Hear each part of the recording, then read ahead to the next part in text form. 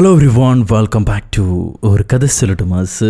My dear സ്വത്തുക്കുട്ടികളെ, ഇന്ന് നമ്മൾ കാണാൻ പോകുന്നത് നിങ്ങളുടെ ജീവിതത്തിലേക്ക് ഒരു പാഠം നൽകുന്ന സിനിമയാണ്. നമ്മൾ ഇന്ന് വരെ കാണാത്ത ഒരു വ്യത്യസ്തമായ പശ്ചാത്തലം. ഇതൊരു സ്കിറ്റ് ആയിരുന്നു എന്നാണ് ഞാൻ കേട്ടത്. അത് കഴിഞ്ഞിട്ടാണ് ഇതൊരു സിനിമയാക്കുന്നത്. ഇമോഷണലായ വളരെ ഭംഗിയായൊരു കഥ. അത് ഇൻവെസ്റ്റിഗേഷൻ മോഡിലാണ് പോകുന്നതെന്ന് മാത്രം. ഏതോ കഴിവുള്ള ആളാണ് ഇത് എഴുതിയിട്ടുണ്ടാവുക. നൊമ്പരമായ ഒരു ജീവിത പാഠം, അങ്ങനെയാണ് ഒറ്റ വാക്കിൽ പറയാൻ പറ്റുക. ഈ കഥ ആരും മിസ്സാക്കരുത്. തീർച്ചയായും നിങ്ങൾ കണ്ടിരിക്കണം എന്നാണ് എൻ്റെ അഭ്യർത്ഥന. ഇതൊരു പാഠാണ് നമുക്ക്. എന്നാ പിന്നെ സിനിമയുടെ കഥകൾ കേൾക്കാൻ ഇഷ്ടപ്പെടുന്ന നമ്മുടെ കൂട്ടുകാരെല്ലാവരും ചാനൽ സബ്സ്ക്രൈബ് ചെയ്തോളൂ. നമുക്കിപ്പോ ഈ കഥയിലേക്ക് കടക്കാം.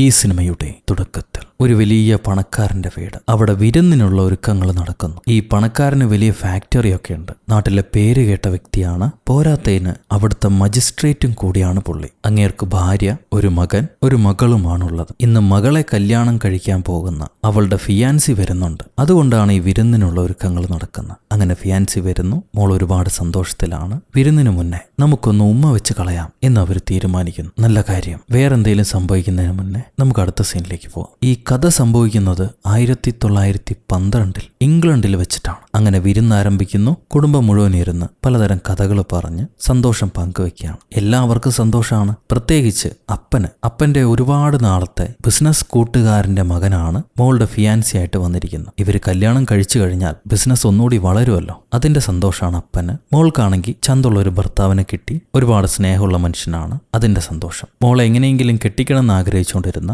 അമ്മയ്ക്കും സന്തോഷം. അവൾക്ക് ഇഷ്ടപ്പെട്ട ഒരാൾ കിട്ടിയല്ലോ. എല്ലാവരും ടോസ്റ്റ് ചെയ്ത് കഴിയുമ്പോൾ എൻഗേജ്മെന്റിന് മുന്നേ തന്നെ കല്യാണ പയ്യൻ മോൾക്കൊരു റിങ് സമ്മാനമായിട്ട് കൊടുക്കുന്നുണ്ട്. അത് കഴിയുമ്പോൾ സ്ത്രീകൾ രണ്ടുപേരും വേറെന്തോ ജോലി ചെയ്യാൻ വേണ്ടി അകത്തേക്ക് പോകും. ഇനി കുറച്ചു സമയം സിഗരറ്റും വലിച്ച് ആണുങ്ങളുടെ വർത്താനാണ്. അമ്മായിയപ്പൻ മരുമോന് വലിയ വലിയ ഉപദേശങ്ങൾ കൊടുക്കുന്നുണ്ട്. കാരണം ആ പയ്യന്റെ അച്ഛന്റെ ബിസിനസ് ഇപ്പൊ മോനാണ് നോക്കി നടത്തുന്നത്. ഒരാണിന് അവന്റേതായ ഒരുപാട് അഫയേഴ്സ് ഉണ്ടാവും. അതെല്ലാം അവൻ തന്നെയാണ് നോക്കി നടത്തേണ്ടത്. അവിടെയാണ് അവൻ കഴിവ് തെളിയിക്കുക. എനിക്ക് നിന്നിൽ വിശ്വാസമുണ്ട് എന്ന് അമ്മായിയപ്പൻ പറയും. പക്ഷെ മരുമോനെ വിശ്വസിക്കുന്ന ഈ മനുഷ്യൻ സ്വന്തം മകനെ വിശ്വസിക്കുന്നില്ല. മകൻ ലേശം മണ്ടനുമാണ്. ആ സമയത്താണ് ജോലിക്കാരി വന്നിട്ട് പറയാ, സർ, ഒരു പോലീസ് ഇൻസ്പെക്ടർ കാണാൻ വന്നിട്ടുണ്ട്, അർജന്റ് ആണെന്ന് പറയുന്നു. ഇത് കേട്ട കാർന്നോര്, കുഴപ്പമില്ല, വരാൻ പറയൂ, എന്തേലും വാറണ്ട് ഇഷ്യൂ ചെയ്യണ കാര്യമായിരിക്കും, വരാൻ പറഞ്ഞോളൂ, ഞാൻ കൊടുക്കാം എന്ന് പറയും. അപ്പൊ മരുമോൻ ചോദിക്കുന്നുണ്ട്, സർ, നിങ്ങൾ ഇപ്പോഴും ബെഞ്ചിലിരിക്കുന്നുണ്ടോന്ന്. അതെ, കുറച്ചു കാലം കൂടിയേ ഉള്ളൂ, അത് കഴിയുമ്പോൾ ഞാൻ റിട്ടയർ ആവും എന്ന് അയാൾ പറയും. അങ്ങനെ ഒരു ഇൻസ്പെക്ടർ വരുന്നു. മിഡിൽ ഏജ് ആയിട്ടുള്ള ഒരു മനുഷ്യനാണ്. മജിസ്ട്രേറ്റ് ചോദിക്കും, ഞാൻ നിങ്ങളെ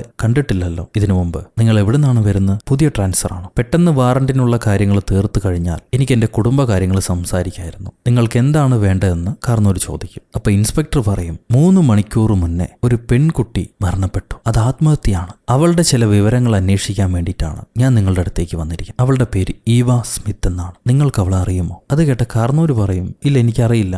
ആ പേരുള്ള ആരുമായിട്ടും എനിക്ക് പരിചയമുണ്ടെന്ന് തോന്നണില്ല. എന്താ ഇപ്പൊ ഇങ്ങനെ ചോദിക്കാൻ? എന്താണ് പറ്റിയതെന്ന് കാർന്നോര് ചോദിക്കും. അപ്പൊ ഇൻസ്പെക്ടർ പറയും, ആ ആത്മഹത്യ ചെയ്ത പെൺകുട്ടിയുടെ കയ്യിൽ ഒരു ഡയറി ഉണ്ടായിരുന്നു. ആ ഡയറി വായിച്ചപ്പോഴാണ് മനസ്സിലായത് അവൾ നിങ്ങളുടെ കമ്പനിയിൽ ജോലി ചെയ്ത പെൺകുട്ടിയാണ്. നിങ്ങൾക്ക് അവളെ ഓർമ്മയില്ലേ? കാർന്നോര് ചിരിച്ചോണ്ട് പറയും, എന്റെ കമ്പനിയിൽ 500-ൽ പരം പെൺകുട്ടികൾ ജോലി ചെയ്യുന്നുണ്ട്. അവരെല്ലാം എനിക്ക് ഓർത്തിരിക്കാൻ പറ്റുമോ? അപ്പൊ ഇൻസ്പെക്ടർ, ഒരുപക്ഷെ ഫോട്ടോ കണ്ടാൽ നിങ്ങൾക്ക് ഓർമ്മ വരുമായിരിക്കും. ഇതാ ഈ പെൺകുട്ടിയാണെന്നും പറഞ്ഞ് ഹീറോ, അതായത് ഇൻസ്പെക്ടർ, ഫോട്ടോ കാണിച്ചു കൊടുക്കും. ഇത്രയും നേരം അറിയില്ല എന്ന് പറഞ്ഞ കാർന്നോർക്ക് ഇനി അറിയില്ല എന്ന് പറയാൻ പറ്റില്ല. അതിന് പുറകിൽ കാരണമുണ്ട്. അതെന്താണെന്ന് പുള്ളി തന്നെ പറയും. അത് എനിക്കറിയാം, ഈ പെൺകുട്ടിയെ 2 വർഷം മുന്നേ ഇവൾ എന്റെ ഫാക്ടറി വിട്ട് പോയതാണ്, ജോലിയിൽ നിന്ന് പിരിഞ്ഞു പോയതാണ്. അത് കഴിഞ്ഞിട്ട് ഈ പെൺകുട്ടിയെ ഞാൻ കണ്ടിട്ടില്ല. ഇത് കേട്ട ഇൻസ്പെക്ടർ, അപ്പൊ നിങ്ങൾക്ക് അവളെ അറിയാം, പറയൂ, എന്താണ് സംഭവിച്ചത്? സംഭവം കാർന്നോർക്ക് ആ പെൺകുട്ടി അറിയാം. സുന്ദരിയായ പെൺകുട്ടി, നല്ല സ്മാർട്ടാണ്, ഒരുപാട് കഴിവുകളൊക്കെ ഉണ്ട്. പക്ഷെ അവളുടെ പ്രവർത്തനങ്ങൾ ശരിയല്ലായിരുന്നു. അതെന്റെ കമ്പനിക്ക് എതിരായിരുന്നു. അതുകൊണ്ട് ഞാൻ അവളെ ജോലിയിൽ നിന്ന് പിരിച്ചു വിട്ടതാണെന്ന്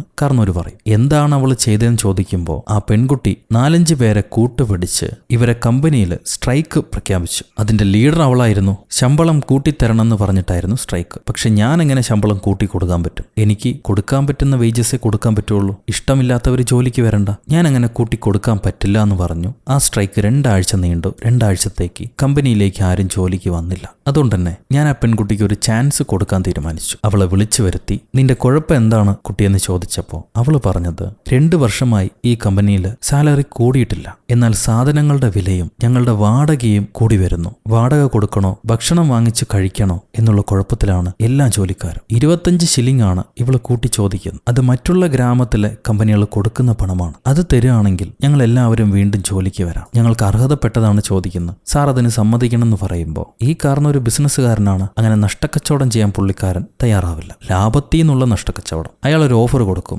ഞാൻ നിന്നെ ലീഡിംഗ് ഓപ്പറേറ്ററാക്കി മാറ്റാം. നീ ചോദിച്ച പണം നിനക്ക് കിട്ടും. പിന്നെന്താണ് നിന്റെ കുഴപ്പം? വീണ്ടും വേണമെങ്കിൽ പ്രൊമോഷൻ തരാം. എന്നാൽ ആ പെൺകുട്ടി സമ്മതിച്ചില്ല. അവള് പറഞ്ഞു, എനിക്ക് മാത്രമായിട്ടല്ല വേണ്ടത്, എല്ലാവർക്കും വേണ്ടിയിട്ടാണ് ഞാൻ ഈ ആവശ്യം ഉന്നയിച്ചത്. എല്ലാവർക്കും അവരവരുടേതായ കുഴപ്പങ്ങളും ദാരിദ്ര്യവും ഉണ്ട്. സാർ എല്ലാവർക്കും കൂട്ടി നൽകണം. അതാണ് എന്റെ ആവശ്യം. ഇത് കേട്ട് ശുഭിതനായ നമ്മുടെ മുതലാളി, നിനക്ക് അവസരം തന്നിട്ടും നീ അത് സ്വീകരിക്കുന്നില്ല. എന്തൊരു ധിക്കാരിയാണ് പെണ്ണെ നീ. നിനക്ക് ഇവിടുത്തെ ജോലിക്കാരെ കുറിച്ച് അറിയില്ല. ഒരാഴ്ചയും കൂടി അവർ പട്ടിണി കിടക്കും. പിന്നെ പട്ടികളെ പോലെ ഈ വഴി അവരകത്തേക്ക് മണപ്പിച്ച് കയറി വന്നോളും. അതാണ് സംഭവിക്കാൻ പോകുന്നത്. നീ കണ്ടോ? ഇയാള് പറഞ്ഞതുപോലെ തന്നെ പട്ടിണി താങ്ങാൻ പറ്റാതെ ജോലിക്കാരെല്ലാം ഒരാഴ്ചയ്ക്കുള്ളിൽ തന്നെ ആ കമ്പനിയിലേക്ക് തിരിച്ച് ജോലിക്ക് വന്ന് കയറി. പാവം നമ്മുടെ പെൺകുട്ടിക്കും വേറെ ജോലിയൊന്നുമില്ല, അവൾക്കും വേറെ വഴിയില്ലല്ലോ. സോ അവളും വരുന്നുണ്ട് തിരിച്ച്. എന്നാൽ നിനക്ക് മാത്രം ഇവിടെ ജോലിയില്ല എന്ന് പറഞ്ഞ് അവളെ ജോലിയിൽ നിന്ന് പിരിച്ചുവിട്ട ലെറ്ററും കൊടുത്ത് കാരണവര് പറഞ്ഞു വിട്ടു. ഇതാണ് സംഭവിച്ചത്. പ്രസന്റ് ഈ മരുമോൻ പറയും, അതിലെന്താണ് കുഴപ്പം? ഒരു ബിസിനസ്സുകാരൻ എന്ന് പറയുമ്പോൾ അയാൾക്ക് ഇഷ്ടപ്പെടാത്തവരെ, അയാൾ എതിർക്കുന്നവരെ പിരിച്ചുവിടുന്നതിൽ എന്താണ് തെറ്റ്? അത് കേൾക്കുമ്പോൾ കാരണവരുടെ മോൻ പറയും, അവർ 25 ശില്ലിങ്സ് അല്ലേ ചോദിച്ചുള്ളൂ, അത് കൊടുക്കുന്നതുകൊണ്ട് എന്താണ് തെറ്റ്?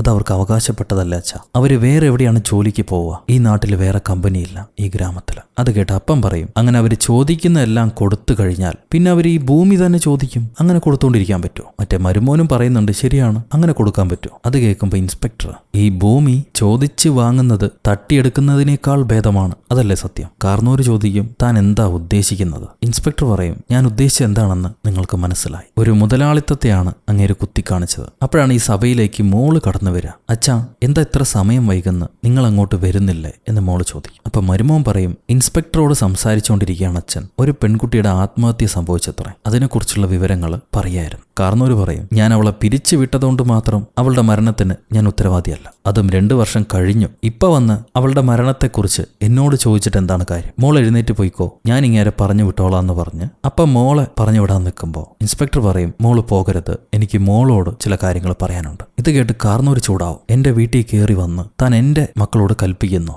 എന്നെ ചോദ്യം ചെയ്യുന്നു. എന്റെ വില എന്താണെന്നറിയോ ഈ നാട്ടില്? ഞാൻ ആരാണെന്ന് തനിക്കറിയാമോ? തന്റെ ചോദ്യം ചെയ്യലൊക്കെ നാളെ കാലത്താവട്ടെ. ഇപ്പൊ തന്നെ ഇവിടെ നിന്ന് എഴുന്നേറ്റ് പോകണം എന്ന് ഞാൻ അഭ്യർത്ഥിക്കുകയാണ്. എഴുന്നേറ്റ് പോകൂ എന്ന് പറയും പുള്ളി. അപ്പൊ ഇൻസ്പെക്ടറും ദേഷ്യപ്പെട്ട് എഴുന്നേറ്റ് തന്റെ കോട്ട് ഊരി വെച്ചിട്ട് പറയാണ്, എന്റെ ജോലി ചെയ്യാനാണ് ഞാൻ ഇങ്ങോട്ട് വന്നത്, അത് തീർത്ത് കഴിഞ്ഞിട്ടേ ഞാൻ പോവുള്ളൂ, എന്നിട്ട് ഞാൻ പൊക്കോളാം എന്നങ്ങേര് പറയും. അപ്പൊ ഈ മോള് ചോദിക്കുകയാണ്, ആ പെൺകുട്ടിക്ക് എന്താണ് സംഭവിച്ചത്? ജോലിയിൽ നിന്ന് പിരിച്ചുവിട്ട് കഴിഞ്ഞിട്ട് വേറെ ജോലി കിട്ടിയില്ല, അതുകൊണ്ടാണ് അവൾ മരിച്ചത്. ഇൻസ്പെക്ടർ പറയും, ആ പെൺകുട്ടിക്ക് അച്ഛനും അമ്മയില്ല, അവളൊരു അനാഥയാണ്, അതുകൊണ്ട് തിരിച്ചു പോകാൻ അവൾക്കൊരു ഇടമില്ലായിരുന്നു. ബസ് സ്റ്റാൻഡിലും റെയിൽവേ സ്റ്റേഷനിലും പല ലോഡ്ജുകളിലും അവൾ താമസിച്ചു. വാടക കൊടുക്കാൻ അവളുടെ കയ്യിൽ പണമില്ലായിരുന്നു. ഭക്ഷണം കഴിക്കാനും പണമില്ലായിരുന്നു. പല ദിവസങ്ങളും പട്ടിണി കിടന്ന് 2 മാസം കഴിഞ്ഞപ്പോൾ അവൾക്കൊരു ജോലി കിട്ടി. നല്ല കാര്യം, ഒരു ടെക്സ്റ്റൈൽ ഷോപ്പിലാണ് അവൾക്ക് ജോലി കിട്ടിയത്. അവിടുത്തെ ജോലി അവൾ ഇഷ്ടപ്പെട്ടിരുന്നു. പെൺകുട്ടിയല്ലേ, ഒരുപാട് വസ്ത്രങ്ങളുള്ള കടയിൽ ജോലി ചെയ്യാന്ന് പറഞ്ഞാൽ അത് ആരും ഇഷ്ടപ്പെട്ടു പോകും. എന്നാൽ 6 ആഴ്ച കഴിയുമ്പോഴേക്കും അവളെ ആ കടയിൽ നിന്ന് അവർ പിരിച്ചുവിട്ടു. അവൾക്ക് ജോലി നഷ്ടമായി. അത് കേൾക്കുമ്പോൾ കാർന്നോര് പറയും, ഞാൻ പറഞ്ഞതല്ലേ ആ പെണ്ണൊരു കുഴപ്പക്കാരിയാണെന്ന്. അവിടെയും ചെന്ന് എന്തെങ്കിലും കുഴപ്പം കാണിച്ചിട്ടുണ്ടാവും, അതുകൊണ്ടായിരിക്കും അവരും പിരിച്ചുവിട്ടിട്ടുണ്ടാവുക. അപ്പൊ മോള് ചോദിക്കും,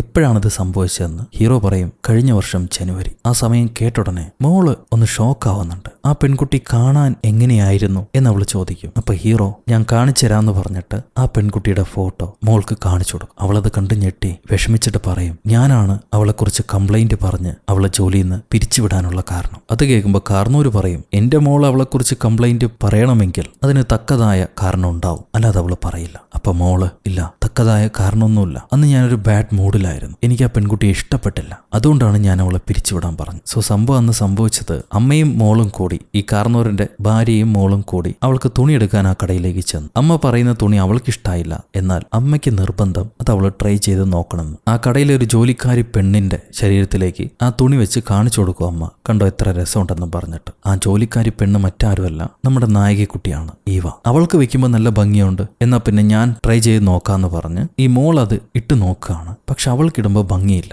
ഞാൻ അപ്പോഴേ പറഞ്ഞ ഈ കളർ എനിക്ക് ചേരൂല, വെറുതെ അമ്മയുടെ വർത്താനം കേട്ടു എന്ന് പറയുമ്പോൾ സാധാരണ കൂടുള്ള ആൾക്കാർ ചിരിക്കുന്നത് പോലെ, ഒരു തമാശ കേട്ട് ചിരിക്കുന്നത് പോലെ നമ്മുടെ ഈവയും ചിരിച്ചുപോയി. അതാണ് അവൾ ചെയ്ത തെറ്റ്. നീ എന്നെ കളിയാക്കി ചിരിക്കുന്നോടി പെണ്ണെ, നിനക്ക് എന്തൊരു ധിക്കാരം, ഇവൾ അങ്ങനെ വിട്ടാ പറ്റില്ല, മാനേജറെ വിളിക്ക് എന്ന് പറഞ്ഞ് മാനേജറെ വിളിച്ചു വരുത്തി ഈ മോൾ അവളെ കുറിച്ച് കംപ്ലൈന്റ് പറയാം. എന്നാൽ ഈവ കെഞ്ചുന്നുണ്ട്, മാഡം എനിക്ക് ജോലി പോയി കഴിഞ്ഞ് ഞാൻ പട്ടിണിയാവും, ഞാൻ നിങ്ങളെ കളിയാക്കിയതല്ല, അങ്ങനെ ഉദ്ദേശിച്ചിട്ടില്ല, ദയവ് ചെയ്തൊന്നും ചെയ്യരുത്. എന്നാൽ ഈ പെണ്ണിന് അന്നത്തെ മൂഡ് ശരിയല്ലായിരുന്നു. അവൾ മാനേജറോട് കംപ്ലൈന്റ് ചെയ്ത് ഇനി മേലി ഞാൻ ആ പെണ്ണിനെ ഇവിടെ കണ്ടുപോകരുത്, അങ്ങനെ കാണുകയാണെങ്കിൽ എന്റെ അച്ഛനോട് പറഞ്ഞ് ഈ കട ഞാൻ മൂടിക്കും എന്ന് പറഞ്ഞ് ഇവൾ ആ ഷോപ്പ് മാനേജറെ ഭീഷണിപ്പെടുത്തി. അങ്ങനെ അവര് നമ്മുടെ ഈവേനെ അവിടെ നിന്ന് പിരിച്ചുവിട്ടു. കാരണമൊന്നുമില്ല, ഒരു ചെറിയ കാരണം. ഇത് കേൾക്കുമ്പോൾ ഇൻസ്പെക്ടർ പറയും, നിനക്ക് അവളോട് അസൂയായിരുന്നു, അതല്ലേ യഥാർത്ഥ കാരണം. അതെ, അവള് സുന്ദരിയായിരുന്നു, ഒരുപാട് സുന്ദരി, അതുകൊണ്ട് തന്നെയായിരുന്നു എനിക്ക് അവളോട് ദേഷ്യം. പക്ഷെ ഇനി ഒരിക്കലും ഞാൻ അങ്ങനെ ചെയ്യില്ല, എനിക്ക് തെറ്റ് പറ്റിപ്പോയി എന്ന് പറഞ്ഞു ആ പെൺകുട്ടി കരയാൻ തുടങ്ങും. ഇതെല്ലാം കണ്ട് ഇളയ മോൻ എഴുന്നേറ്റ്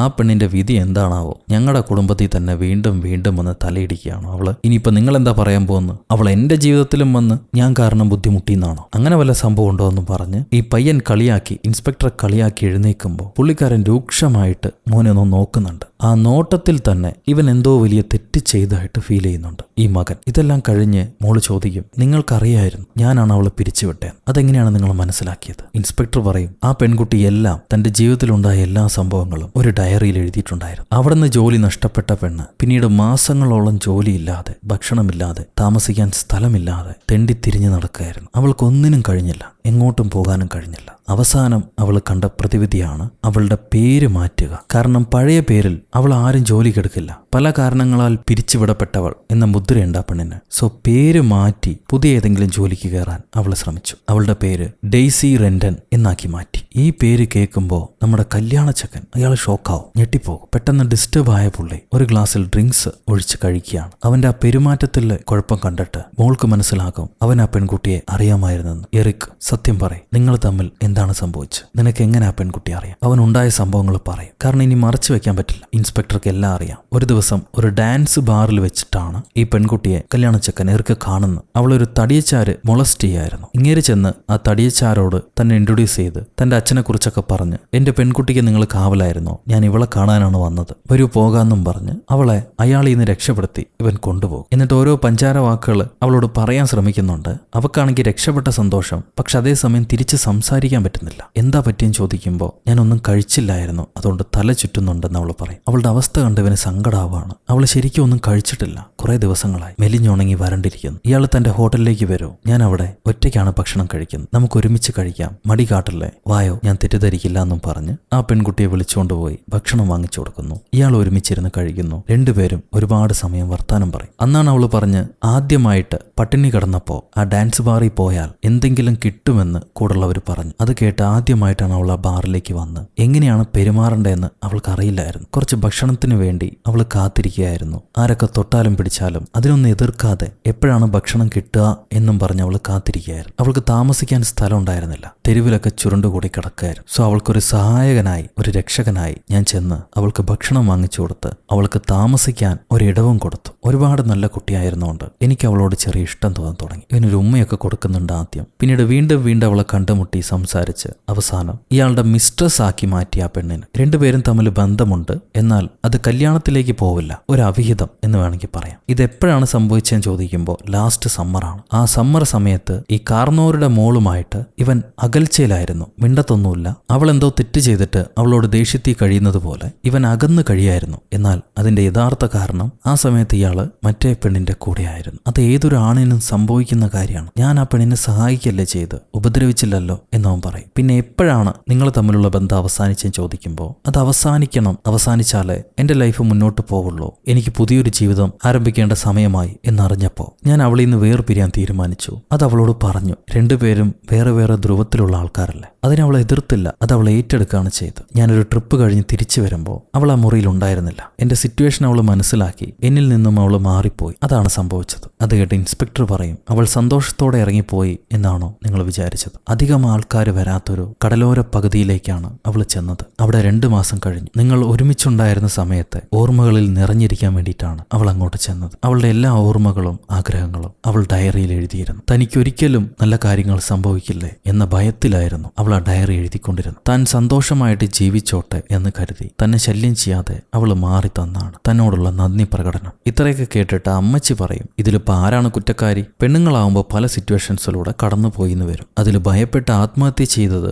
ആ പെണ്ണിന്റെ തെറ്റാണ്. അതിലിപ്പോൾ ഇവരെയൊക്കെ കുറ്റക്കാരായിട്ട് പറയുന്നതിൽ എന്താണ് ന്യായം? ഇത് ജീവിതത്തിലെ ഓരോ സാഹചര്യങ്ങളല്ലേ. അപ്പൊ ഈ മോള്, അമ്മേ ഒന്ന് നിർത്തൂ, നിങ്ങൾക്കെല്ലാം അറിയാം, എന്നിട്ടും വീണ്ടും അങ്ങേരോട് തർക്കിക്കരുത് എന്നും പറഞ്ഞ് ഈ മോള് തന്റെ മോതിരം, കല്യാണച്ചക്കൻ ധരിച്ചു കൊടുത്ത ആ മോതിരം ഊരി അവന്റെ കയ്യിൽ തന്നെ കൊടുത്തിട്ട് പറയും, എനിക്ക് നിങ്ങൾ ഇഷ്ടമല്ലാത്തതുകൊണ്ടല്ല, ഞാനിപ്പോ നിങ്ങൾ ഒരുപാട് മര്യാദയായിട്ടും കാണുന്നു. എന്നാൽ ഈ സംഭവിച്ച കാര്യങ്ങൾ നമ്മളിൽ മാറ്റം ഉണ്ടാക്കിയിട്ടുണ്ട്. അതിനെ വീണ്ടും കൂട്ടി ചേർക്കാൻ കഴിയില്ല. നമ്മൾ രണ്ടുപേരും അത് മനസ്സിലാക്കണം എന്ന് പറഞ്ഞിട്ട് അവര് രണ്ടുപേരും പിരിയാണ്. അപ്പോഴാണ് പുറത്തേക്ക് പോയ മകൻ കയറി വന്നിട്ട് ചോദിക്കുക, കാർന്നോരുടെ മകൻ, ഇൻസ്പെക്ടർ, എനിക്ക് ആ ഫോട്ടോഗ്രാഫ് ഒന്ന് കാണാൻ പറ്റുമോ? ഇൻസ്പെക്ടർ പറയും, ഇല്ല, താൻ കാണേണ്ട സമയമായിട്ടില്ല, കാണാനാകുമ്പോൾ ഞാൻ പറയാം, അപ്പ വരുമെന്ന് പറഞ്ഞ് അയാള് മോനെ പറഞ്ഞു വിടും. അത് കഴിയുമ്പോൾ ഇൻസ്പെക്ടർ അമ്മച്ചിയോട്, നിങ്ങൾക്ക് ആ പെൺകുട്ടിയുടെ ഫോട്ടോ കാണണമെന്നുണ്ടോ മിസ്സസ് ബേർലിംഗ്? വേണമെങ്കിൽ കണ്ടോളൂ എന്ന് പറഞ്ഞ് പെൺകുട്ടിയുടെ ഫോട്ടോ കാണിച്ചു കൊടുത്ത്, നിങ്ങൾ ഇവളെ ഓർക്കുന്നുണ്ടോ എന്ന് ചോദിക്കും. അമ്മച്ചി ഒറ്റയടിക്ക് പറയും, ഇല്ലെന്ന് തറപ്പിച്ച് പറയും. എന്നാൽ മോൾക്ക് മനസ്സിലായി, ഇവർക്കെല്ലാം ആ പെൺകുട്ടിയെ അറിയായിരുന്നു. ഇനിയും എന്തിനു മറയ്ക്കണം അമ്മേ? നിങ്ങൾക്കറിയാം, അറിയുന്ന കാര്യം അറിയാമെന്ന് പറഞ്ഞോളൂ, ഇനിയും മറയ്ക്കേണ്ട ആവശ്യമില്ല. പറയാതിരുന്നിട്ടും കാര്യമില്ല, അങ്ങേർക്കെല്ലാം അറിയാം, പോലീസുകാരൻ എല്ലാം അറിയാം. അപ്പൊ ഇൻസ്പെക്ടർ ചോദിക്കും, മാഡം, നിങ്ങൾ ലേഡീസ് ക്ലബ്ബിലെ മെമ്പർ അല്ലേ? ഒരു പ്രോമിനന്റ് മെമ്പർ ക്ലബ്ബുണ്ട്, ലേഡീസിന് വേണ്ടി, സ്ത്രീ സുരക്ഷയ്ക്ക് വേണ്ടിയിട്ടുള്ള ഒരു ക്ലബ്ബാണ്. അതിലെ മെയിൻ മെമ്പറാണ് നമ്മുടെ ചേച്ചി അമ്മച്ചി. 2 ആഴ്ചയ്ക്ക് മുന്നേ നിങ്ങൾ ചെയറിലിരിക്കുന്ന സമയത്ത് ഇതേ പെൺകുട്ടി നിങ്ങളോട് സഹായ അഭ്യർത്ഥനയുമായിട്ട് വന്നു അല്ലേ? അമ്മച്ചി പറയും, അതെ. എന്നിട്ട് എന്ത് സംഭവിച്ചു മിസ്സസ് ബേർലിംഗ്? എന്ത് സംഭവിച്ചു? അവൾ എന്ത് പേരിലാണ് നിങ്ങളെ കാണാൻ വന്നത്? അമ്മച്ചി പറയും, അവൾ മിസ്സസ് ബേർലിംഗ് എന്ന പേരിലാണ് കാണാൻ വന്നത്. അതായത് ഇവരെ കുടുംബത്തിലെ മരുമോളാവേണ്ട പേരിലാണ് അവൾ കയറി വന്നത്. ആ പേര് കേട്ടപ്പോ തന്നെ അമ്മച്ചിക്ക് ഇഷ്ടമായില്ല. അമ്മച്ചി അവളെ ക്വസ്റ്റ്യൻ ചെയ്തു, നീ എന്തുകൊണ്ടാണ് ഈ പേര് വെച്ചിരിക്കുന്നത്? ഈ പേര് എവിടെ നിന്നാണ് കിട്ടിയെന്ന്. അവള് പറഞ്ഞു, ഞാനത് മെയ്ഡപ്പ് ചെയ്ത പേരാണ്. സത്യം പറഞ്ഞാൽ ഈ പേരുമായിട്ട് എനിക്ക് ബന്ധമൊന്നുമില്ല. അവളുടെ ഭർത്താവ് അവളെ ഉപേക്ഷിച്ചു. അതുകൊണ്ട് പണം ചോദിച്ച്, സഹായം ചോദിച്ചിട്ടാണ് അവൾ വന്നത്. എന്റെ കയ്യിൽ പണമൊന്നുമില്ല, എന്നെ സഹായിക്കണമെന്ന് അവൾ പറഞ്ഞു. വല്ല ജോലിക്കും പോയിക്കൂടെ, ജോലി വല്ലതും വേണോ എന്ന് ചോദിച്ചപ്പോൾ ആ പെൺകുട്ടി പറഞ്ഞത്, എനിക്ക് ജോലിക്ക് പോകണമെന്നുണ്ട്, പക്ഷെ ഞാൻ ഗർഭിണിയാണ്, എന്നെ കൊണ്ട് ജോലി ചെയ്യാൻ കഴിയുന്നില്ല, അത് കുഞ്ഞിന് ആപത്താണ്. അങ്ങനെയാണെങ്കിൽ ഈ കുഞ്ഞിന്റെ ഉത്തരവാദിയായ ആ പയ്യനെയാണ്, കുഞ്ഞിന്റെ അപ്പനെയാണ് മോള് കണ്ടുപിടിക്കേണ്ടത്. എന്നിട്ട് ആ പയ്യനുമായിട്ട് വായോ, ഞങ്ങൾ സഹായിക്കാന്ന് പറയും ഈ അമ്മച്ചിമാർ. അപ്പൊ ഈവ പറയും, അങ്ങേര് വളരെ ചെറിയ പ്രായക്കാരനാണ്, മദ്യപിക്കും, കുടുംബജീവിതത്തെക്കുറിച്ച് അറിവില്ല, ഒരുപാട് സ്നേഹമുള്ള മനുഷ്യനാണ്, പക്ഷെ അയാളെ കുഴപ്പത്തിലേക്ക് വലിച്ചിടാൻ ഞാൻ ആഗ്രഹിക്കുന്നില്ല. അതൊന്നും പറഞ്ഞിട്ട് കാര്യമില്ല, നീ ആ പയ്യനെ കല്യാണം കഴിക്കണം എന്നീ പെണ്ണുങ്ങൾ പറയുമ്പോൾ ഈവ പറയും, ഞങ്ങൾ 2 പേരും 2 സ്റ്റാറ്റസിലുള്ള വ്യക്തികളാണ്, ഒരുമിച്ച് നിർത്തിയാൽ ചേരില്ല. അദ്ദേഹം പണം മോഷ്ടിച്ചിട്ട് വന്നിട്ടാണ് എനിക്ക് തരാറ്, അത് മോഷണ പണമാണെന്ന് മനസ്സിലാക്കിയത് പിന്നെ ഞാൻ സ്വീകരിച്ചിട്ടില്ല. അദ്ദേഹം വലിയ വീട്ടിൽ നിന്നാണ് വരുന്നത്, എന്നെ ചേർത്ത് നിർത്തുന്നത് അദ്ദേഹത്തിന് മാനക്കേടുണ്ടാക്കും, അദ്ദേഹത്തിനും അദ്ദേഹത്തിന്റെ കുടുംബത്തിനും. അത് കേട്ട് ഈ ലേഡീസ് പറയും, അതൊന്നും ഞങ്ങളുടെ പ്രശ്നമല്ല, നീ പറയുന്നൊന്നും വിശ്വസിക്കാൻ കൊള്ളാവുന്ന കാര്യമല്ല, ഞങ്ങളെ കൊണ്ട് സഹായിക്കാൻ പറ്റില്ല, പറ്റുമെങ്കിൽ നീ നിന്റെ കെട്ടിയോനെ വിളിച്ചോണ്ട് വായോന്നും പറഞ്ഞ് ഇവര് പറഞ്ഞു വിട്ടാളെ. പ്രസന്റിലേക്ക് വരുമ്പോ ഇൻസ്പെക്ടർ, അവള് പറഞ്ഞൊന്നും നിങ്ങൾ വിശ്വസിച്ചില്ല അല്ലെ? പക്ഷെ ഇപ്പൊ മനസ്സിലായില്ലേ അവൾ എത്ര ഡെസ്പറേറ്റ് ആയിരുന്നു എന്നുള്ളത്, അവൾ എത്ര വേദനയിലായിരുന്നു, എത്ര നിസ്സഹായ അവസ്ഥയിലായിരുന്നു, ഒന്നും ചെയ്യാൻ പറ്റാത്ത അവസ്ഥയിലായിരുന്നു, വേറെ മാർഗമില്ല അവളുടെ മുന്നിൽ. ഇതെല്ലാം കേട്ട് കഴിഞ്ഞ് കല്യാണ ചെറുക്കൻ ചോദിക്കും, അവൾ എത്ര മാസം ഗർഭിണിയായിരുന്നെന്ന്. 3 മാസം ഗർഭിണിയായിരുന്നു എന്ന് ഇൻസ്പെക്ടർ പറയും. അപ്പൊ കാരണവര്, അങ്ങനെയാണെങ്കിൽ അത് നമ്മുടെ എറുക്കിന്റെ കൊച്ചല്ല, ആ പെണ്ണിന്റെ ക്യാരക്ടർ അനുസരിച്ച് ആരുടെയെങ്കിലും കയ്യിൽ നിന്ന് ഗർഭിണിയായതായിരിക്കാം, എന്തെങ്കിലും ആവട്ടെ, ഇതിപ്പോ പുറത്തുള്ളവർക്ക് അറിഞ്ഞാൽ വലിയ ന്യൂസ് ആവുമല്ലോ, എനിക്ക് പേരുദോഷം സംഭവിക്കോ ദൈവമേ, നീ ആ പെൺകുട്ടിയെ സഹായിക്കായിരുന്നില്ലേടി എന്ന് കാരണവര് ഭാര്യയോട് ചോദിക്കും. അപ്പൊ ഭാര്യ, ഞാനാണോ സഹായിക്കേണ്ടിയിരുന്നത്? നിങ്ങളല്ലേ ആദ്യമേ ആ പെണ്ണിനെ ജോലിന്ന് പറഞ്ഞു വിട്ടത്, നിങ്ങൾ കാണിക്കാത്ത സഹായം അതാണ് ഞാൻ കാണിക്കേണ്ടത്. അപ്പൊ ഹീറോ ചോദിക്കും, ഇപ്പോഴും നിങ്ങൾ 2 പേരും അവൾക്ക് സംഭവിച്ചതിൽ വിഷമിക്കുന്നില്ല അല്ലെ? You still don't feel sorry for what you did? ആ അമ്മച്ചി പറയും, ഇല്ല, ഞാൻ ചെയ്ത കാര്യത്തിൽ ഞാൻ സോറി വിചാരിക്കുന്നില്ല. ആ പെൺകുട്ടി മരിച്ചുപോയി. അതിലെനിക്ക് സങ്കടമുണ്ട്. അതിപ്പോൾ ആരായാലും ഉണ്ടാവുമല്ലോ. അതിന് ഞാനല്ല കാരണക്കാരി, ഞങ്ങളല്ല. അത് ആ പെണ്ണിന്റെ സ്വഭാവമാണ്. രണ്ടാമത് അവളെ ഗർഭിണിയാക്കിയില്ലേ ആ ചെറുക്കൻ, അവൻ ചെയ്ത കുഴപ്പമാണ്. ഏതോ കുടിയനാത്രേ. ആ പയ്യനെ പിടിച്ച് പുറത്തു കൊണ്ടുവന്ന് നാട്ടുകാർക്ക് മുന്നിൽ കാണിച്ചു കൊടുത്ത് ആ പയ്യന്റെ കയ്യിൽ നിന്ന് നഷ്ടപരിഹാരം വാങ്ങണമായിരുന്നു. പബ്ലിക്കലി അവനെ നിർത്തണമായിരുന്നു. അതാണ് ആ പെൺകുട്ടി ചെയ്യേണ്ടിയിരുന്നത്. ഇപ്പൊ താനൊരു പോലീസുകാരനാണെങ്കിൽ താൻ ചെന്ന് ആ പയ്യനെ പിടിക്കും. അവനാണല്ലോ ആ പെൺകുട്ടി മരിക്കാനുള്ള യഥാർത്ഥ കാരണം. ആ ഡ്യൂട്ടി താൻ പോയി ചെയ്യ് എന്ന് പറയുമ്പോൾ ഹീറോ പറയും, ആ ഡ്യൂട്ടി ചെയ്യാൻ തന്നെയാണ് ഞാൻ നിങ്ങളുടെ വീട്ടിലേക്ക് വന്നിരിക്കുന്നത്. അപ്പോഴാണ് അമ്മച്ചിക്ക് മനസ്സിലാവുക, അമ്മച്ചിയുടെ മകനാണ് ആ പെൺകുട്ടിയുടെ വയറ്റിലെ കുഞ്ഞിന്റെ അച്ഛൻ. ഇപ്പൊ മോൻ തിരിച്ച് കയറി വരുന്നു. ഇനിയെങ്കിലും ആ ഫോട്ടോഗ്രാഫ്സ് കാണിക്കാൻ പറ്റുമോ എന്നവൻ ചോദിക്കും. ഹീറോ കാണിച്ചു കൊടുക്കുന്നു. ആ പെണ്ണിന്റെ ഫോട്ടോ കണ്ട് ഇവൻ കരയാണ്. അവര് തമ്മിൽ ബന്ധമുണ്ടായിരുന്നു. ബാറി വെച്ച് കണ്ട പെണ്ണിനെ ഇഷ്ടപ്പെട്ട് ഇവൻ വീണ്ടും വീണ്ടും അവളെ കാണാൻ ചെന്നു. ഒരുപാട് നല്ല കുട്ടിയായിരുന്നു ആ പെൺകുട്ടി. അവളുടെ സാന്നിധ്യം അവൻ ഒരുപാട് സന്തോഷമുള്ളവനാക്കി, ആത്മവിശ്വാസമുള്ളവനാക്കി. സാറ എന്ന പേരിലാണ് അവൾ അവനുമായിട്ട് പരിചയപ്പെട്ടത്. ഞാൻ ഒറ്റയ്ക്കായിരുന്നു, ഫ്രസ്ട്രേറ്റഡ് ആയിരുന്നു, ലോൺലി ആയിരുന്നു. എന്റെ തന്തയുടെ കുത്തുവാക്കുകൾ കൊണ്ട് കഴിവില്ലാത്തവനായി, ഉപയോഗമില്ലാത്തവനായി, എല്ലാവർക്കും ഭാരമാണെന്നുള്ള ചിന്തയിൽ, തനിമയിൽ ഞാൻ എപ്പോഴും കുടിക്കുമായിരുന്നു. ബാറി ചെന്ന് വെള്ളടിച്ച് പൂസായ സമയത്താണ് ഒരു ദിവസം ഈ പെണ്ണിനെ കണ്ടതും അവൾക്ക് പണം കൊടുക്കാന്ന് പറഞ്ഞ് അവളുടെ വീട്ടിലേക്ക് ഇവൻ ചെന്നതും അവളെ ബലമായി പിടിച്ച് ലൈംഗികതയിൽ ഏർപ്പെട്ടതും ഇവന്റെ ദേഷ്യവും വെറുപ്പും എവിടെയെങ്കിലും ഇറക്കി വെക്കുക, തീർക്കുക. അതാണ് അവൻ ചെയ്തത് ആദ്യമൊക്കെ. പക്ഷെ ആ സമയത്ത് ആ പെൺകുട്ടി എന്തൊക്കെ വേദനകളിലൂടെ കടന്നു വന്നിട്ടുണ്ടാകും എന്ന് നീ അറിഞ്ഞിരുന്നു? നീ അവളുടെ മനസ്സിൽ എന്താണെന്ന് അറിയാൻ ശ്രമിച്ചിട്ടുണ്ടോ? ഒരു മൃഗത്തെ പോലെ താൻ പെരുമാറി, എന്നിട്ടും നിന്നോട് ആ പെണ്ണ് വെറുപ്പ് കാണിച്ചില്ല. ഇതെല്ലാം കേട്ടിട്ട് കാർന്നോര് പറയാ, നീ ഇവിടുന്ന് പണം അടിച്ചു മാറ്റി കണ്ട വേശ്യകൾക്ക് കൊണ്ടുപോയി കൊടുക്കുകയായിരുന്നോടാ. അതല്ലേ നീ ചെയ്തുകൊണ്ടിരുന്നു? എല്ലാത്തിനും ഇപ്പൊ വെന വന്ന് കണ്ടില്ലേ? അത് കേട്ട് മോൻ, അവൾക്കല്ല എന്നെ വേണ്ടിയിരുന്നത്, എനിക്കാണ് അവളെ വേണ്ടിയിരുന്നത്. അവളുടെ സാന്നിധ്യം എനിക്കാണ് വേണ്ടിയിരുന്നത്. അതുകൊണ്ടാണ് ഞാൻ വീണ്ടും അവളുടെ അടുത്തേക്ക് ചെന്നു. പിന്നീട് എന്താണ് സംഭവിച്ചത്? ഒരു ദിവസം ഈ പെണ്ണ് വിളിച്ചിട്ട് പറയും അവൾ ഗർഭിണിയാണെന്ന്. ഈ പയ്യൻ അത്ര ദ്രോഹിയായിരുന്നില്ല. ഞാൻ കെട്ടിക്കോളാം എന്നവൻ പറഞ്ഞിരുന്നു. എന്നാൽ അവളെപ്പോലൊരു പെണ്ണിനെ വീട്ടിലേക്ക് കൊണ്ടുവന്നാൽ വീട്ടുകാർ അക്സെപ്റ്റ് ചെയ്യില്ല എന്നുള്ളത് അവനും അറിയാം, ആ പെൺകുട്ടിക്കും അറിയാം. ഇവനാണെങ്കിൽ ഭീരുവാണ്, ചെറിയ പയ്യനാണ്, അവനെ ശല്യപ്പെടുത്തണ്ട, അവൻ ജീവിച്ചോട്ടെ എന്ന് പറഞ്ഞിട്ട് അവനെ വിട്ടുകളഞ്ഞ് ഇവൾ എങ്ങനെയെങ്കിലും തനിയെ ജീവിക്കാൻ വേണ്ടി ഇറങ്ങി. എന്നാൽ ഗർഭിണി ആയതുകൊണ്ട് തന്നെ അധിക കാലം അവൾക്ക് ജോലി ചെയ്യാൻ പറ്റിയില്ല. ഇതെല്ലാം അറിഞ്ഞിട്ടും കേട്ടിട്ടും വീണ്ടും ഈ കുടുംബത്തിനകത്ത് അപ്പൻ മോനെ കുറ്റപ്പെടുത്തുക, മോൻ അപ്പനെ കുറ്റപ്പെടുത്തുക, അമ്മ അപ്പനെ കുറ്റപ്പെടുത്തുക, ഇങ്ങനത്തെ തൊല്ല എന്നെ നടക്കുന്നു. ഇൻസ്പെക്ടർ ചൂടായിട്ട് പറയും, എനിക്കിതിനൊന്നും സമയമില്ല, നിങ്ങൾ തമ്മി കുറ്റപ്പെടുത്തുക, കുത്തിക്കൊല്ല്, എന്ത് വേണമെങ്കിലും ചെയ്തോ. പിന്നീട് എന്താണ് സംഭവിച്ചത്? അതാണ് എനിക്കറിയേണ്ടത്. അവള് പോയി. പിന്നീട് ഒരിക്കലും ഞാൻ അവളെ കണ്ടിട്ടില്ല. ഞാനൊരു ഭീരുവാണെന്ന് അവൾക്കറിയാം. അപ്പൊ മോള് പറയും അവള് പറഞ്ഞ എല്ലാം സത്യമാണ്, എന്നിട്ടും അമ്മ അവളെ സഹായിച്ചില്ല. അപ്പോഴാണ് മകന് മനസ്സിലാവുക അവൾ അവസാനമായി അമ്മയുടെ അടുത്ത് സഹായം അന്വേഷിച്ച് ചെന്നിരുന്നു. ഇൻസ്പെക്ടർ പറയും, അതെ, എന്നിട്ട് നിന്റെ അമ്മ അവളെ സഹായിക്കാൻ കൂട്ടാക്കിയില്ല. Your mother refused that help. മകൻ കരഞ്ഞോണ്ട് പറയും, അമ്മ കൊന്നത് എന്റെ കുഞ്ഞിനെയാണ്, അവളുടെ വയറ്റി വളർന്നുകൊണ്ടിരുന്നു എന്റെ കുഞ്ഞിനെ. അമ്മ കരയാണ്, എനിക്കറിയില്ലായിരുന്നു മോനെ, ഞാൻ മനസ്സിലാക്കിയില്ലായിരുന്നു, ഞാൻ അപ്പോഴത്തെ അവളുടെ അവസ്ഥ മനസ്സിലാക്കിയില്ലായിരുന്നു. മകൻ ഇൻസ്പെക്ടറോട് ചോദിക്കും അവൾ എങ്ങനെയാണ് മരിച്ചതെന്ന്. അവൾ ഫിനോയിൽ പോലത്തെ, ആസിഡ് പോലത്തെ ഒരു ദ്രവം കുടിച്ചിട്ടാണ് മരിച്ചത്. അവളുടെ അകമെല്ലാം വെന്ത് കരിഞ്ഞാണ് അവൾ മരിച്ചത്. ഇത് കേട്ട് ആ കുടുംബം തന്നെ ഒരു സെക്കൻഡ് ഇടി വീണതുപോലെ ഒന്നും പറയാതെ വിഷമിച്ച് തലകുനിച്ചിരിക്കുകയാണ്. ഇൻസ്പെക്ടർ പറയും, നിങ്ങളെല്ലാവരും പരസ്പരം സഹായിച്ച് ആ പെൺകുട്ടിയെ കൊന്നു. അവൾ മരിക്കാൻ നിങ്ങളാണ് അവളെ സഹായിച്ചത്. അത് നിങ്ങൾ മറക്കണ്ട, ഒരിക്കലും മറക്കരുത്. കാരണം അവർ എഴുന്നേറ്റിട്ട് പറയും, ഞാൻ എത്ര വേണമെങ്കിലും കൊടുക്കായിരുന്നു അവൾക്ക്, എത്ര ആയിരങ്ങൾ വേണമെങ്കിലും കൊടുക്കായിരുന്നു, ഇനിയും കൊടുക്കാൻ തയ്യാറാണ്, പക്ഷെ കഴിയില്ലല്ലോ. ഇൻസ്പെക്ടർ പറയും, സാർ നിങ്ങൾ തെറ്റായ സമയത്താണ് ഈ പണമൊക്കെ ഓഫർ ചെയ്യുന്നത്. കുഴപ്പമില്ല, ഇനി നിങ്ങൾക്ക് അവളെ ഉപദ്രവിക്കാനും കഴിയില്ല, അവളെ സഹായിക്കാനും കഴിയില്ല. അവളെ ഈ ഭൂമി വിട്ട് പോയി കഴിഞ്ഞു.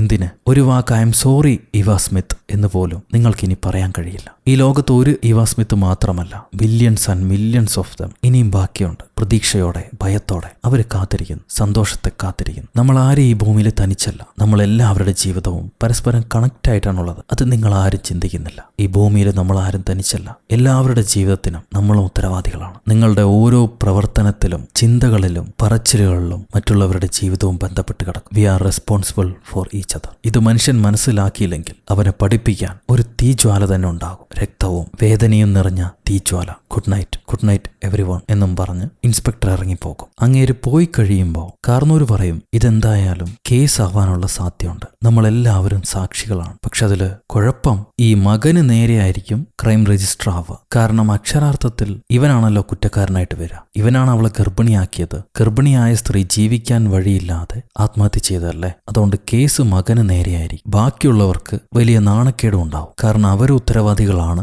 അവരുടെ പേരുകളും ഈ ഡയറിയിൽ വന്നിട്ടുണ്ട്. അവർക്കെതിരെ കേസ് ഉണ്ടാവില്ലെങ്കിലും ഈ നാട് നീളെ അറിയപ്പെടും. ഇവര് കാരനാണ്, ഈ കുടുംബം കാരനാണ് ആ പെൺകുട്ടി മരണപ്പെട്ടത്. ഇത് കേട്ട് മോൻ പറയും, ഈ വീട്ടിൽ കഴിയുന്നതിനേക്കാളും നല്ലത് ജയിലിൽ കഴിയുന്ന, ഞാൻ പോകാൻ തയ്യാറാണ് എന്ന് പറഞ്ഞിട്ട് അവൻ എഴുന്നേറ്റ് പോകും. അപ്പൊ മരുമോൻ, പോലീസ് എന്തായാലും തിരിച്ചു വരും നമ്മുടെ സ്റ്റേറ്റ്മെന്റ്സ് എടുക്കാൻ വേണ്ടിയിട്ട്. നമ്മൾ എന്തായാലും ഇയാളോട് പറഞ്ഞ കാര്യങ്ങൾ അതേപടി പോലീസുകാരോട് പറയണ്ട, ചില അഡ്ജസ്റ്റ്മെന്റ് പ്രകാരം പറഞ്ഞാൽ മാത്രമേ ഇതിന്ന് തലയൂരാൻ പറ്റുള്ളൂ. അപ്പൊ അമ്മച്ചി പറയും, എന്തായാലും ഇപ്പൊ വന്ന ആ ധാഷ്ട്യം പിടിച്ച ഇൻസ്പെക്ടർ വരാതിരുന്നാൽ മതിയായിരുന്നു. എന്തൊരു മനുഷ്യനാണത്. കാർന്നോരും പറയും, ഞാൻ ഒരിക്കലും ഇങ്ങനത്തെ ഒരു പോലീസുകാരനെ കണ്ടിട്ടില്ല. അപ്പൊ മരുമോൻ സംശയപ്പെട്ട്, അയാൾ എന്തുകൊണ്ടാണ് നമ്മളോട് സ്റ്റേറ്റ്മെന്റ് ഇപ്പൊ തന്നെ വേണമെന്ന് ചോദിക്കാത്ത, അതെടുക്കാതിരുന്നത്? ഇതിലെന്തോ ഒരു കുഴപ്പമുണ്ടല്ലോ. നമ്മൾ ചെയ്ത കുറ്റങ്ങൾ നമ്മുടെ വായിൽ നിന്ന് കേൾക്കണം എന്നയാൾക്ക് നിർബന്ധം ഉണ്ടായിരുന്നു. മുഖാമുഖം സംസാരിക്കണം എന്നയാൾ ആഗ്രഹിച്ചിട്ടുണ്ട്. നമ്മുടെ കുറ്റബോധം അയാൾക്ക് കാണണമായിരുന്നു. അതെന്തുകൊണ്ടാണ് അങ്ങനെ സംഭവിച്ചത്? അയാൾ ശരിക്കും ആരായിരുന്നു? ഇവര് ജോലിക്കാരിയെ വിളിച്ച്, ആ ഇൻസ്പെക്ടർ നിന്നോട്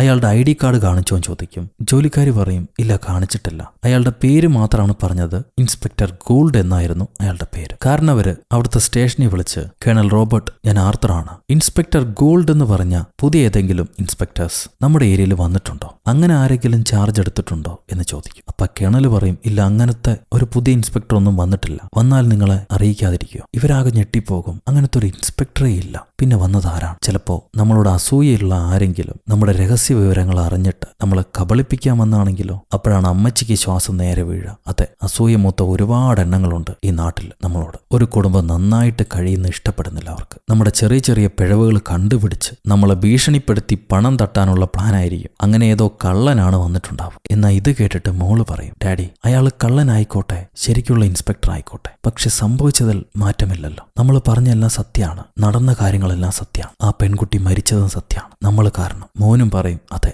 നമ്മളാണ് അവളെ കൊന്നത്, അത് സത്യമല്ലേ? ഇത് കേട്ട് മരുമോൻ, ഇല്ല, അയാൾ കള്ളനാണെങ്കിൽ നമ്മളെക്കുറിച്ചുള്ള കാര്യങ്ങൾ ഈ സിറ്റിയിൽ നിന്ന് പല ഭാഗത്തുനിന്ന് അയാൾ മനസ്സിലാക്കി ഇവിടെ വന്ന് നമ്മളോടൊരു പ്ലേ കളിച്ചതായിരിക്കും. നമ്മളെല്ലാവരും ആ പെൺകുട്ടിയാണ് ഉപദ്രവിച്ചതെന്ന് അയാൾക്ക് എങ്ങനെ മനസ്സിലായി? അത് സെയിം ഗേൾ ആയിരിക്കണമെന്ന് നിർബന്ധമില്ല. നമുക്ക് പറ്റിയ ചെറിയ ചെറിയ മിസ്റ്റേക്ക് പല പെൺകുട്ടികളിലാണ് സംഭവിച്ചെങ്കിലോ, അത് ഇയാൾ ഒരു പെൺകുട്ടിയിലേക്ക് ഏകീകരിച്ച് നമ്മളെ പറ്റിക്കാൻ നോക്കിയതാണെങ്കിലോ? ഇത് കേട്ട് മോള് പറയും, അതെങ്ങനെ സംഭവിക്കും? നമ്മളെല്ലാവരും ഫോട്ടോ കണ്ടതല്ല. അപ്പൊ മരുമോൻ, നമ്മളെല്ലാവരും കണ്ടു, എന്നാൽ ഓരോരുത്തരെയും ഓരോ തവണയാണ് അയാൾ ഫോട്ടോ കാണിച്ചത്. അങ്ങനെയാണെങ്കിൽ ഓരോ തവണയും ഫോട്ടോ മാറ്റി മാറ്റി കാണിച്ചതാണെങ്കിലോ? അതിനും ചാൻസ് ഇല്ല. എന്തായാലും അതിനൊരു തീരുമാനം ഉണ്ടാക്കാന്ന് പറഞ്ഞിട്ട് ഇവരവിടുത്തെ ആശുപത്രിയിൽ വിളിച്ച്, ഇന്ന് ഏതെങ്കിലും സൂയിസൈഡ് കേസ് വന്നിട്ടുണ്ടോ എന്ന് ചോദിക്കും. ആശുപത്രിക്കാർ പറയും, ഇല്ല, സൂയിസൈഡ് വന്നിട്ടില്ല. അപ്പോഴാണ് കുടുംബത്തിന് സമാധാനമാവുക. നടന്നതൊരു കബളിപ്പിക്കലായിരുന്നു. ഒരാൾ വന്ന് ഇവർ ചെയ്ത ചെറിയ ചെറിയ മിസ്റ്റേക്കുകളൊക്കെ കൂട്ടിക്കുഴച്ച് അത് ഒരു പെണ്ണിലാണെന്ന് വരുത്തി തീർത്തു. എന്നിട്ട് ഈ കുടുംബത്തെ പേടിപ്പിച്ചിട്ടും ഇങ്ങനെയാണ് സംഭവിച്ചതെന്ന് ആ കുടുംബം വിചാരിക്കും. എന്നാൽ സത്യം തേടി പോകുമ്പോൾ നമ്മുടെ ഇൻസ്പെക്ടർ തെരുവിലൂടെ നടന്നു വരുന്നു. അയാൾ ഒരു വീട്ടിലേക്ക് നോക്കുന്നുണ്ട്. ആ വീടിനകത്ത് പാവം പെൺകുട്ടി, നമ്മുടെ ഈവ, അവളുടെ ഡയറിയിൽ തന്റെ അവസാന വാക്കുകളും എഴുതി കഴിഞ്ഞിട്ട് ജനലിലൂടെ വീടിന് പുറത്തേക്ക് നോക്കും. അവിടെ ആരുമില്ല. എന്നാൽ ഇൻസ്പെക്ടറിന് അവളെ കാണാം. അവൾക്ക് ഇൻസ്പെക്ടറെ കാണുന്നില്ല. ഇവിടെ കുടുംബത്തിലാണെങ്കിൽ ഒരു സെക്കൻഡ് പേടിച്ചു പോയല്ലോ, ഇപ്പോഴാ സമാധാനമായി എന്ന് പറഞ്ഞ് അവർ തമ്മിൽ ആഘോഷം. നടന്നല്ല ഒരു കബളിപ്പിക്കലാണെന്ന് അവർ ധരിച്ചിരിക്കുന്നു. ഇവിടെ ഈവ വീട് വിട്ടിറങ്ങുന്നു. തന്റെ കയ്യിലൊരു ബാഗുണ്ട്. ആരുമില്ലാത്തൊരു സ്റ്റേജിന് മുന്നിൽ ചെന്നിരുന്നു അവള് വിഷം കഴിക്കാൻ തയ്യാറായി. ഈ സമയത്താണ് ഇൻസ്പെക്ടർ ഈവയുടെ വീട്ടിലേക്ക് വരുന്നത്. അവളില്ലാത്ത നേരത്ത് അവളുടെ ഡയറി ഇൻസ്പെക്ടർ മറിച്ച് നോക്കും. അത് വായിക്കും. അവളുടെ ഫോട്ടോയുണ്ട് ഡയറിക്കകത്ത്. അതേ നേരം ഈവ തന്റെ ബാഗിനുള്ളിൽ വെച്ചിട്ടുണ്ടായിരുന്ന ആ ഡിസിൻഫെക്റ്റന്റ് ആസിഡ് അത് കുടിച്ച ഉടനെ അന്നനാളം പൊള്ളി അവൾ ചോര ഛർദ്ദിക്കാൻ തുടങ്ങി. ഏതോ ഒരു ജോലിക്കാരനത് കാണും. ഉടനെ അവൾ ആശുപത്രിയിലേക്ക് എത്തിക്കുന്നുണ്ട്. ആശുപത്രിക്കാർ അവൾക്ക് ട്രീറ്റ്മെന്റ് കൊടുക്കുന്നു. ആ വിഷം പുറത്തേക്ക് എടുക്കാൻ ശ്രമിക്കുന്നു. ഈ സമയത്താണ് ഈവ ആ ഇൻസ്പെക്ടറെ കാണുന്നത്. ഇത്രയും സമയം അവൾ കണ്ടിരുന്നില്ല. അവളുടെ ദയനീയ അവസ്ഥ കണ്ട് ആ ഇൻസ്പെക്ടർ നോക്കി നിൽക്കും. അയാൾക്കത് സഹിക്കുന്നില്ല. അവൾ മരണപ്പെട്ടു. അന്നനാളം മുതൽ അവളുടെ ശരീരത്തിനകത്തുണ്ടായിരുന്ന എല്ലാ അവയവങ്ങളും ആ ആസിഡ് കൊണ്ട് വെന്ത് കരിഞ്ഞു പോയി. അവൾ മരണപ്പെട്ടു. ആ പെൺകുട്ടിയുടെ കൈയെടുത്ത് തന്റെ കയ്യിലേക്ക് വെച്ച് വിഷമത്തോടെ ഇരിക്കുകയാണ് ഇൻസ്പെക്ടർ. എന്നാൽ ഈ ഇൻസ്പെക്ടറെ മറ്റാരും കാണുന്നില്ല. ഇവിടെ കുടുംബം സന്തോഷമായിട്ടിരിക്കുമ്പോഴാണ്, സംഭവിച്ചതെല്ലാം ഒരു കഥയായിട്ട് വിചാരിച്ചിരിക്കുമ്പോഴാണ് അവർക്ക് കോള് വരുന്നു. ഒരു പെൺകുട്ടി മരണപ്പെട്ടിരിക്കും. സൂയിസൈഡ് ആണത്. സംഭവിച്ച കാര്യങ്ങൾ അന്വേഷിക്കാം, ക്വസ്റ്റ്യൻ ചെയ്യാം. A police inspector is on his വേ. ഇവരുടെ വീട്ടിലേക്ക് വരാം. ഇപ്പോഴാണ് ശരിക്കും പോലീസുകാർ അവരുടെ വീട്ടിലേക്ക് പോകുന്നത്. അപ്പൊ ഈ ഇൻസ്പെക്ടർ ആരാണ്? ഈ അപരിചിതനായ മനുഷ്യൻ ആരാണ്? അദ്ദേഹത്തെ ഒരുപക്ഷെ ഡയറക്ടർ ദൈവത്തോട് ഉപമിച്ചതായിരിക്കാം. മനുഷ്യൻ തന്റെ മനുഷ്യത്വം മറക്കുമ്പോൾ അവനെ പഠിപ്പിക്കാനായിട്ട് രക്തവും വേദനയും നിറഞ്ഞൊരു തീജ്വാല ജനിക്കും. ഈ ഭൂമിയിലെ എല്ലാ മനുഷ്യരും പരസ്പരം കണക്റ്റഡ് ആണ്. നമ്മുടെ ഓരോ ചെറിയ പ്രവൃത്തികളും വാക്കുകൾ പോലും മറ്റൊരാളുടെ ജീവിതത്തിൽ വലിയ പ്രതിസന്ധികളും മാറ്റങ്ങളും ഉണ്ടാക്കുന്നു. അവരുടെ ജീവിതം തന്നെ മാറ്റി എഴുതപ്പെടും. അതുകൊണ്ട് ഓരോ വാക്കുകളും പ്രവൃത്തികളും സൂക്ഷിച്ച് ഉപയോഗിക്കുക. നിങ്ങൾ അറിയില്ല അത് എത്രമാത്രം അവരെ ബാധിക്കുന്നുണ്ടെന്ന്. ഇങ്ങനെ ഒരു മെസ്സേജ് തന്നിട്ട് ആൻ ഇൻസ്പെക്ടർ കോൾസ് എന്ന സിനിമ അവസാനിക്കുന്നു. സോ ഗായ്സ്, ഈ കഥ നിങ്ങൾക്ക് ഇഷ്ടപ്പെട്ടു എന്ന് വിചാരിക്കുന്നു. നിങ്ങളുടെ അഭിപ്രായം കമന്റിലൂടെ രേഖപ്പെടുത്തൂ. ലൈക്ക് ചെയ്യാനും ഷെയർ ചെയ്യാനും പുതിയ കൂട്ടുകാരെല്ലാവരും ചാനൽ സബ്സ്ക്രൈബ് ചെയ്യാനും ഒരിക്കലും മറക്കരുത്. അടുത്തൊരു അടിപൊളി കഥയുമായിട്ട് വീണ്ടും കണ്ടുമുട്ടുന്നത് വരെ, until then it's bye from ഒരു കഥ സുലുട്ടുമാസ്.